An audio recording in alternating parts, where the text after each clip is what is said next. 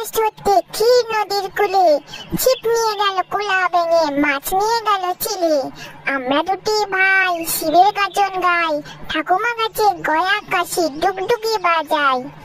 ও মামা, দাদা কোথায়? দাদাকে তো দেখছি না, দাদা কোথায় গেল? এই হয়েছে তোকে নিয়ে এক জ্বালা। একটুখানি পড়তে না পড়তেই তোর দাদার কথা মনে পড়ে গেল।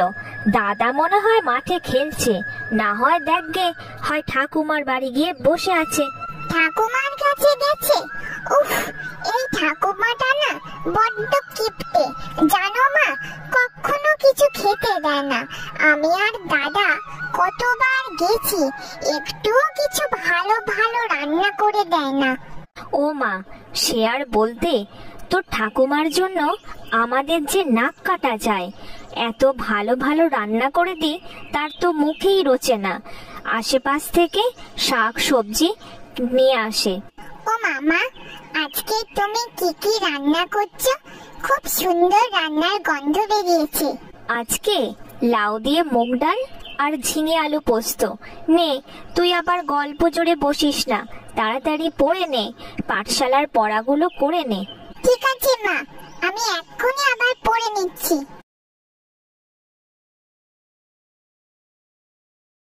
ও ঠাকুমা, ঠাকুমা, উঠোনে বসে কি করছো? কি আর করবো রে হতভাগা, ভাবছি যদি কাল বৈশাখী ঝড় ওঠে তাহলে এর বাড়ির কুমড়ো, ওর বাড়ির লাউ যা পড়বে আঁচলে বেঁধে নিয়ে আসবো। 3-4 দিনের বাজার খরচ বেঁচে যাবে। সত্যি ঠাকুমা, তোমার মতো কিপটে এ পাড়াতে আর কেউ নেই। মা বাবা তোমাকে কত ভালোবাসে, আর তুমি আলাদা থাকো। চুপ হতভাগা, কেন ভালোবাসে তা কি জানি নে নাকি? সম্পত্তি, টাকা, সব টাকার লোভ। আমি মরে গেলে সব নেবার ধান্দা। উফ ঠাকুমা, তুমি পারো বটে। ও ঠাকুমা, তোমার হাতে ওটা কি গো? ওরে হতভাগা, এটাতে আমার সোনার গয়না, টাকা পয়সা সব রাখা আছে। আমি কি আর তোর মতো লাট সাহেব? যেমনি আমার ছেলে তেমনি আমার নাতি, দুজনেই খালি টাকা পয়সা খরচ করতে পারলে আর কিছু চায় না। উফ ঠাকুমা, তোমাকে নিয়ে আর পারা গেল না। সকাল সকাল তোমার বাড়িতে এলাম, ভাবলাম কিছু ভালো ভালো রান্না করে দেবে। চলি এখন, এবার গিয়ে পড়তে বসতে হবে, না হলে মা খুব বকবে। বুঝলে মিনতি, যা গরম পড়েছে আর পারা যাচ্ছে না। এবার একটু ঝড় বৃষ্টি হলে একটু শান্তি পাই। বলি, তোমার কি মাথা টাথা খারাপ হয়ে গেছে নাকি? বাড়িতে খড়ের চাল, ঝড় উঠলে খড়ের চাল সব উড়ে যাবে, বাড়ির চালটা ভেঙে পড়ে যাবে, তখন কি হবে ভেবে দেখেছো? ওই নিয়ে অত চিন্তা করছো কেন মিনতি? আমি নিজেই টিনের চাল লাগিয়ে দেব। আগে তো ঝড় আসুক, তারপর ভাববো, তখন এলে দেখা যাবে। তোমাকে তো একটা কথা 10 বার বললে তবে তোমার কানে পৌঁছায়। যাক, এবার কাজটা হলেই হলো।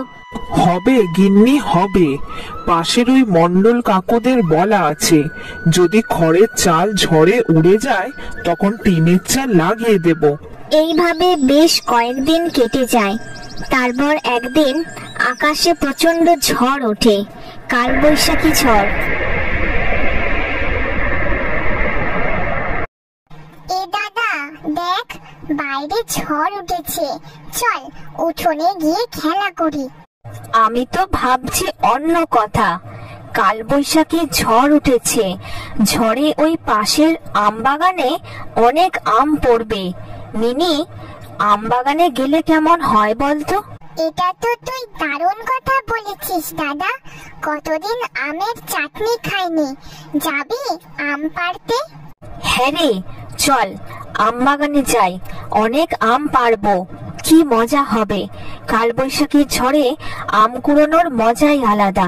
চল মিনি। হ্যাঁ দাদা, চল চল, আমি আর তুই গিয়ে অনেকগুলো আম পেড়ে নিয়ে আসি।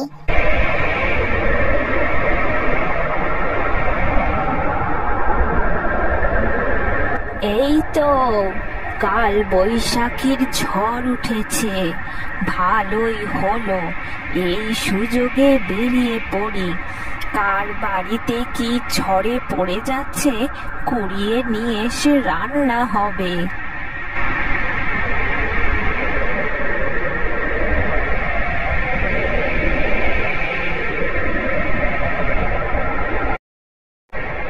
বুঝলি মিনি, ভাগ্যিস আমি আর তুই এই আম বাগানে এসেছিলাম। ঝড়ের মধ্যে আম কোড়ানোর মজাটাই আলাদা। উফ, কি যে আনন্দ হচ্ছে। তুই ঠিক বলেছিস দাদা, আমারও খুব আনন্দ হচ্ছে। দেখ দেখ কত আম পড়েছে, চল এই আমগুলো কুড়িয়ে নি।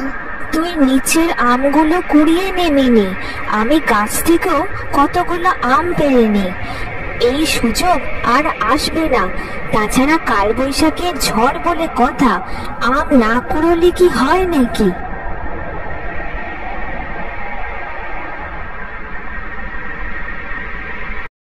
দাদা দেখ দেখ কত আম, এই আম দিয়ে আমের চাটনি হবে, আর বাকিটা মাকে বলবো একটু আচার বানাতে। ঠিক বলেছিস মিনি, গরমের দুপুরে উঠোনে বসে আচার খাওয়ার মজাই আলাদা। তাও যদি আমের আচার হয়, উফ, সে স্বাদ একদম অন্যরকম।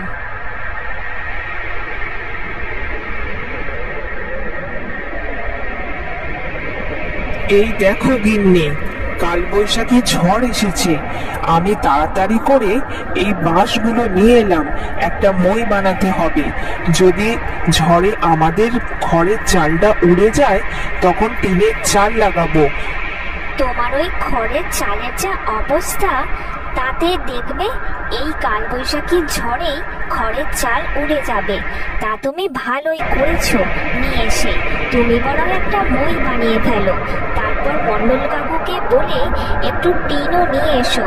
চালটা যদি উড়ে যায়, টিন দিয়ে ঢেকে দেওয়া হবে। বুঝলে মিনতি, এই ঝড়ে আমার একটু খাসির মাংস খেতে ইচ্ছা করছে। আমি বরং তাড়াতাড়ি বাজার থেকে একটু মাংস নিয়ে আসি। তা তুমি আনতেই পারো। মিনি আর ফটিক খাসির মাংস খেতে বড্ড ভালোবাসে। তাছাড়া অনেকদিন খাওয়াও হয়নি। এরকম ঝড় বৃষ্টির দিনে খাসির মাংস আর গরম ভাত জমে যাবে। সত্যি মিনতি, তোমার হাতের খাসির মাংসের তুলনা নেই। এত সুন্দর রান্না, তা যে কেন আমার মা পছন্দ করে না তাই ভাবি। থাক, তোমার মায়ের কথা আর বলো না। খাসির মাংসের যা দাম, সেই দাম শুনেই তোমার মা আটকে উঠবে। দেখো গা, এই ঝড় বৃষ্টির সময় হয়তো কারোর গাছে লাউ, কুমড়ো, আম এই সমস্ত কুড়াতে গেছে। সত্যি গো, মায়ের জন্য আর আমাদের মান সম্মান থাকলো না। কারোর ছেলের বউ যত্ন করে না, আর আমরা যত্ন করতে চাই, মা নিতে পারে না। আর যাই গো গিন্নি, এবার বরং বাজারটা নিয়ে আসি।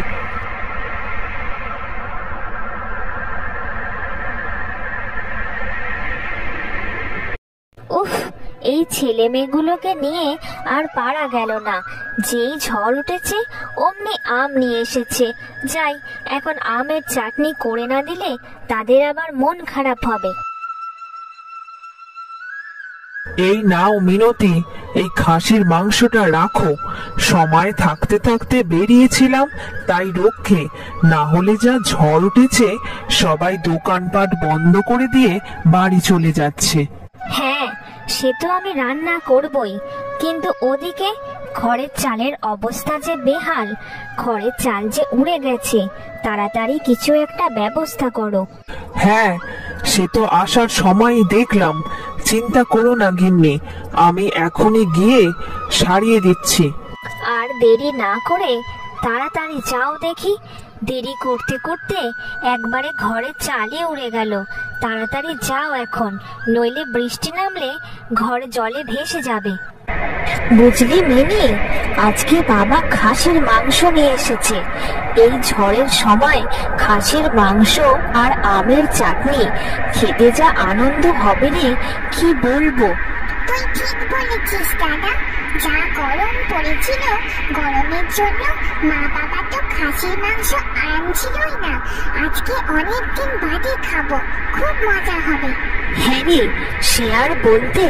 আর এরকম ঝড় হলে আরো ভালো হয়, পাঠশালা যেতেও হবে না, পড়তেও হবে না, কি মজা।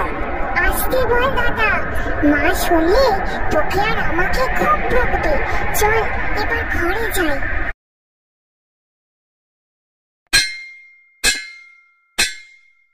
যাক মিনতি, আর আমাদের কোনো চিন্তা থাকলো না। এবার যত ঝড় বৃষ্টি হোক আর কোনো অসুবিধা নেই। হ্যাঁ, এতদিনে একটা কাজের মতো কাজ হয়েছে। চলো এবার ভেতরে গিয়ে হাত পা ধুয়ে নাও, গরম গরম মাংস হচ্ছে।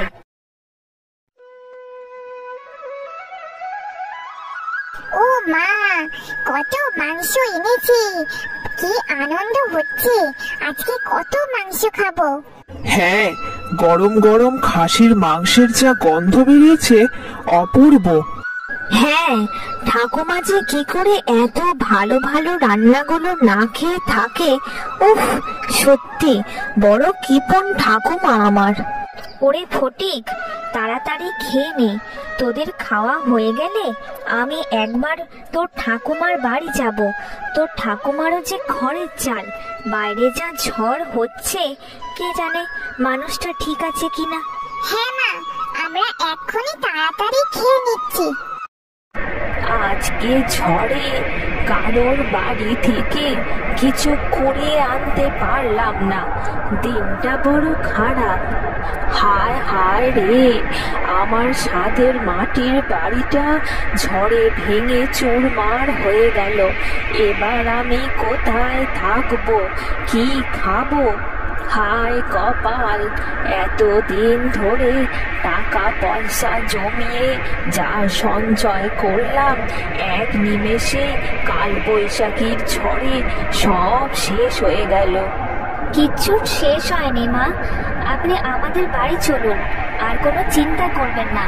আপনার ছেলে ওই খড়ের চাল এক্ষুনি টিন লাগিয়ে দেবে, তারপর সব ঠিক হয়ে যাবে। এই ঝড় আমার জীবনের শিক্ষা নিয়ে এলো বৌমা। আমি এতদিন টাকা পয়সা জমানোয় অন্ধ ছিলাম, কিন্তু জীবনের থেকে বড় আর কিছু হয় না। আপনি যে এতদিনে বুঝতে পেরেছেন, এটাই অনেক।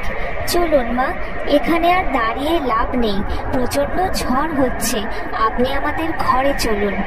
আমি তোমাদের ভুল বুঝেছিলাম বৌমা। আমি ভেবেছিলাম আমার টাকার লোভে তোমরা আমার দেখাশোনা করতে চাও। আমায় ক্ষমা করো বৌমা। আপনি বুঝতে পেরেছেন, এটাই অনেক। আমরা কোনো লোভে আপনার দেখাশোনা করার ইচ্ছা দেখাইনি। চলুন এবার আমার সাথে আমাদের বাড়ি চলুন।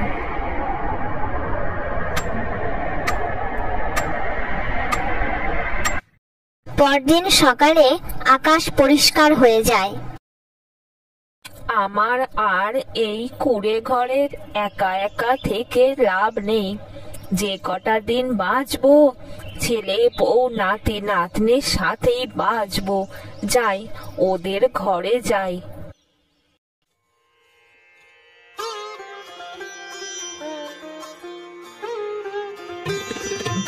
ও মা, এ আমি কি দেখছি? আমি আর তুমি এতগুলো বছরেও তোমার মায়ের কিপটামি দূর করতে পারেনি, শেষে কিনা এই কাল বৈশাখী ঝড় করে দেখালো। যাক, শেষ অবধি মা যে আমাদের সাথে একসঙ্গে থাকবে, এটাই আনন্দের। সব ভালো তার, শেষ ভালো যার।